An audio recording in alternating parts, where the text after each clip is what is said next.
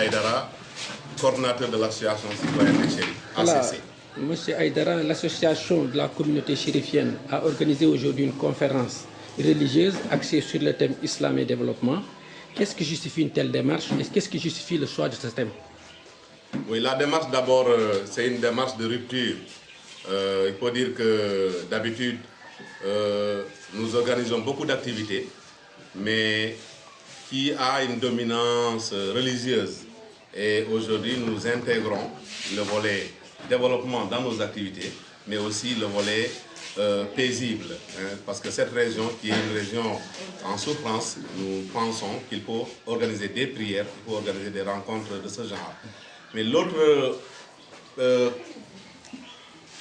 motivation, c'est nous sommes des descendants de la famille du prophète, et donc c'est notre rôle de perpétuer l'œuvre de Sayyidina Mohammed sallallahu alayhi wa sallam. C'est à cette occasion que nous avons saisi pour organiser cette conférence et inviter d'abord nos aînés qui sont là à venir partager avec nous ce thème qui a été introduit par notre généreux frère, Chérif l'imam Aïdara.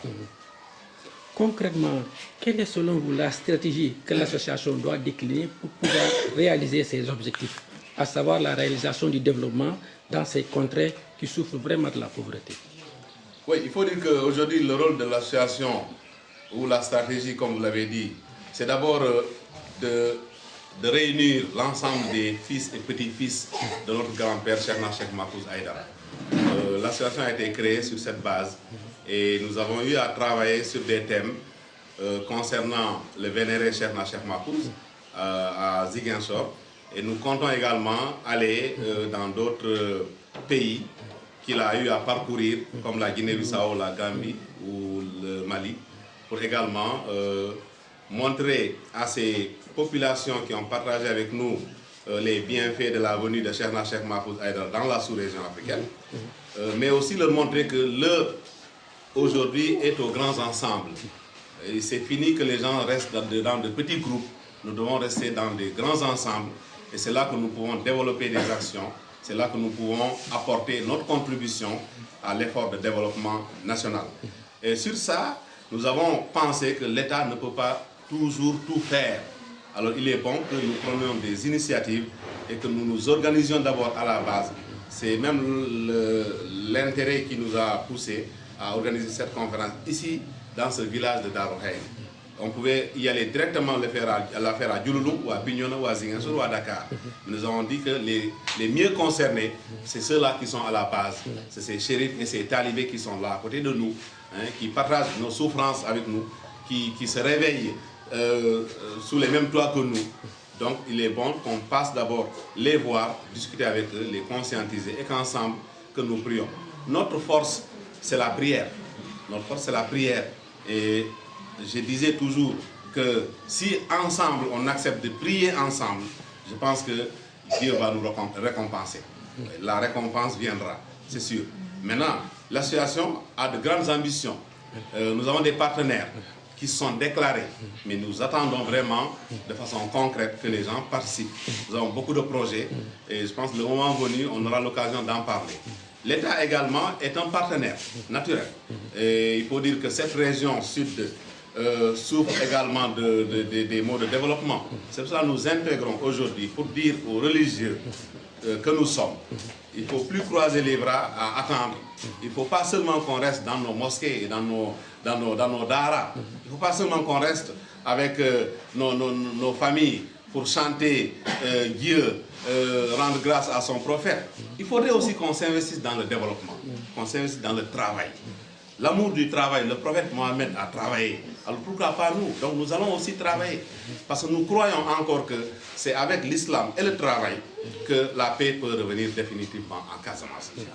Et raison pour laquelle nous avons choisi ce thème, qui vraiment est très important pour nous. Et nous pensons quand même que nous allons épuiser beaucoup de ressources au niveau de ce thème. C'est vrai que vous avez beaucoup d'ambition, vous l'avez dit tantôt, mais à court terme, quelles sont les actions que l'association compte dérouler au bénéfice des populations locales? D'abord, Au-delà de cette conférence, à court terme, cette conférence est déjà une action à court terme. Réactualiser les valeurs de l'islam, les vertus de l'islam, les bienfaits de l'islam, l'excellence de l'islam. L'islam est une religion de partage et de solidarité, est une religion de pardon. Je pense que quand l'être humain accepte de pardonner, déjà c'est un plus. Quand l'être humain accepte de partager, c'est encore un bon musulman.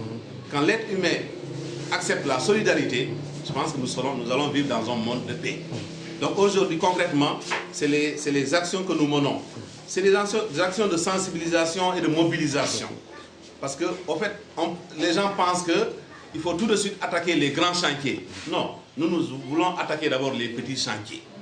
Et les petits chantiers, c'est dans les cœurs, c'est dans les esprits, c'est dans la mentalité. Et c'est là que nous voulons travailler d'abord, pour que les gens soient unis et qu'on s'accorde sur l'essentiel. Pour nous, l'essentiel et la vision que nous avons, c'est l'islam. Autour de l'islam, nous pouvons développer tout le reste. Mais si on ne s'entend pas autour de l'islam, je pense déjà qu'il y a problème. Voilà pour le moment ce qu'on a comme les premières actions à mener à court terme. Il y a des actions à moyen terme et à long terme. On y reviendra au moment venu. On sait aussi que la jeunesse représente le fer de lance de toute association. Si vous avez un message à lancer aujourd'hui à la jeunesse locale, quel serait ce message? Oui, la jeunesse, c'est vrai, c'est notre cible principale, bien que les femmes sont à côté. Mais la jeunesse, le travail principal que nous menons, c'est vers la jeunesse. Leur montrer qu'ils doivent s'approprier aujourd'hui de cet héritage de notre grand-père, Cheikh Mahfouz Aïdara.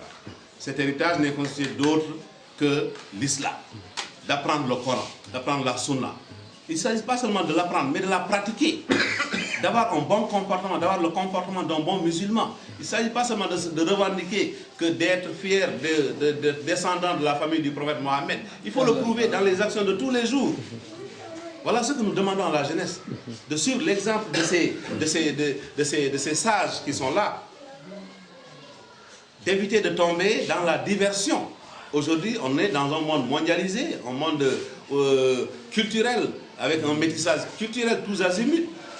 Nous demandons à la jeunesse de garder ses repères, de réactualiser les valeurs islamiques que nos aînés nous ont léguées, et également de travailler et beaucoup apprendre.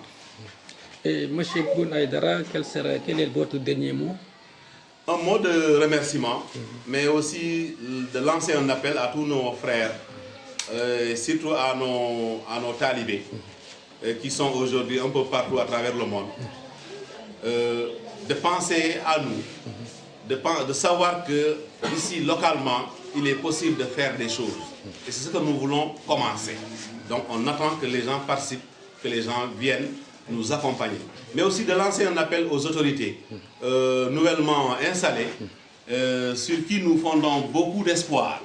Que c'est la communauté chérifienne, en tout cas, garde beaucoup d'espoir à l'avènement de ces nouvelles autorités, et surtout son Excellence le Président de la République, M. Macky Sall, pour dire que nous sommes en brousse, c'est vrai, mais nous travaillons dans cette brousse, sans moyens, sans accompagnement.